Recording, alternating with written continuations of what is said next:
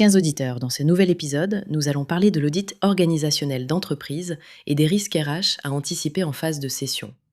Pourquoi ce sujet mérite toute votre attention? Parce qu'en négligeant la dimension humaine et organisationnelle, vous risquez la décote ou l'échec pur et simple du processus de vente. Première étape lors d'un audit, la documentation RH. Prenez le temps de passer en revue tous les contrats, avenants, accords collectifs, fiches de poste.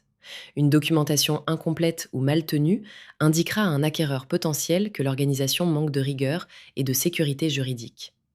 Un contrat mal rédigé ou un dossier salarié manquant, cela se paie comptant, parfois avec une exclusion pure et simple de certaines personnes ou de pénalités financières lors de la reprise. Autre point clé, la dépendance à des salariés ou experts critiques.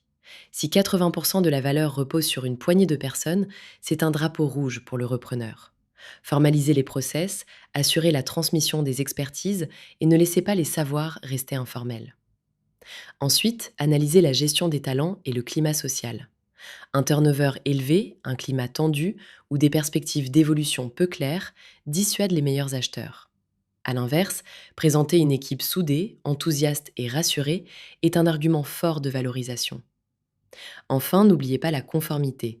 Paiement des heures supplémentaires, obligations légales, formation, tout doit être carré pour éviter les litiges qui surgissent souvent à la faveur d'une cession.